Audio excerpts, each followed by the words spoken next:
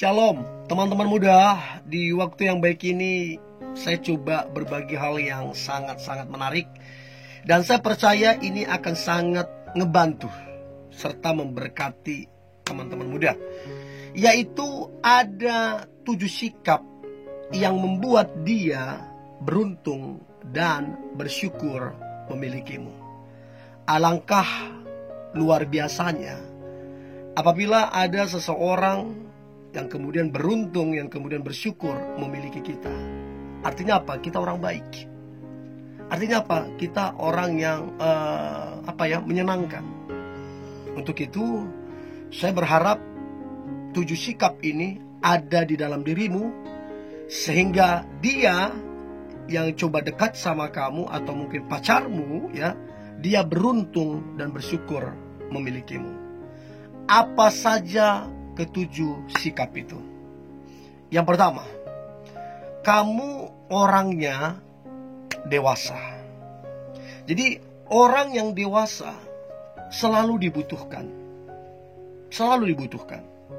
Bahkan kalau kita adakan survei, mau enggak punya pasangan yang dewasa atau sebaliknya anak-anak? Maka orang akan memilih pasangan yang dewasa. Baik cewek ataupun cowok kepengen punya pasangan yang dewasa. Kenapa? Sederhana sekali. Pasangan dewasa itu bisa diajak berdiskusi, bisa memberikan solusi, bahkan bisa jadi partner dalam kehidupan. Artinya ketika kita punya pasangan yang dewasa, kita juga dewasa, pasangan yang dewasa, maka hubungan yang dibangun, hubungan itu akan bertumbuh, hubungan itu akan berhasil, dan hubungan itu akan menginspirasi banyak orang. Sebaliknya kalau hubungan dibangun di atas kekanak-kanakan, cuek, egois, mau menang sendiri, terus main-main, ya percayalah tidak ada pertumbuhan. Untuk itu jadilah pribadi yang dewasa. Stop ngambek-ngambek yang gak jelas.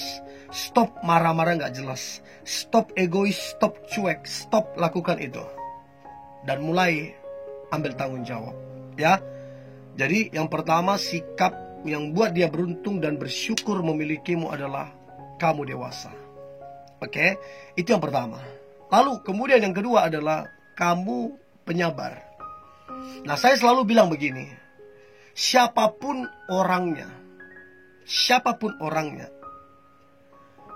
selama dia menjalani hubungan, atau siapapun orang di dalam dunia ini, ya, yang punya hubungan, yang menjalani hubungan, pasti di satu titik akan ada masalah. Di satu titik akan ada tantangan. Nah, apabila punya pasangan yang penyabar, maka tantangan, masalah sebesar apapun, serumit apapun, apabila diselesaikan dengan sikap hati yang sabar, maka masalah dan tantangan akan terselesaikan dengan baik. Mengapa? Karena orang sabar bisa berpikir dengan baik.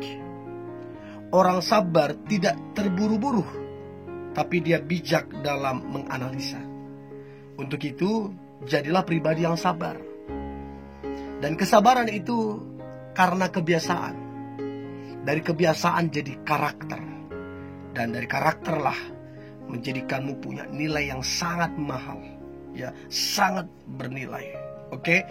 Untuk itu, jadilah pribadi yang penyabar. Ini yang buat dia beruntung dan bersyukur memilikimu. Itu yang kedua.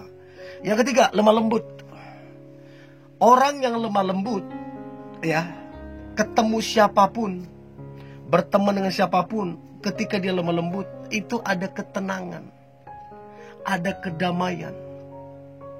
Dan siapapun orangnya kepengen, merindukan atau memimpikan punya pasangan yang lemah lembut.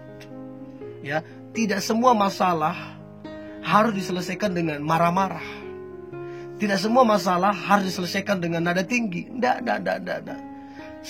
Kalau kita punya sikap hati yang lemah lembut, ya, bayangkan ya, kalau dia contoh pacarmu lagi marah-marah, kamu juga ikut marah-marah, tambah ruwet, tambah besar masalahnya. Tapi sebaliknya, kalau dia marah-marah tapi kamu lemah lembut, Aduh, itu keren banget. Itu keren banget. Artinya kamu menjadi penawar.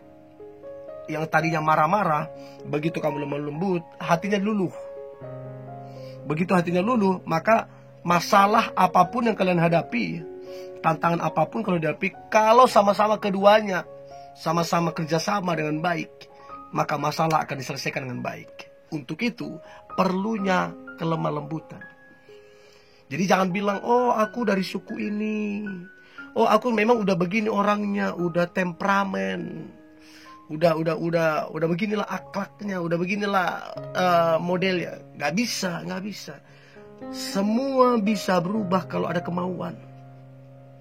Mau dari suku manapun, kalau ada kemauan bisa berubah jadi pribadi yang lemah lembut. Ingat, yang diuntungkan tetap kamunya. Ya, itu yang ketiga. Yang keempat, penuh dengan syukur.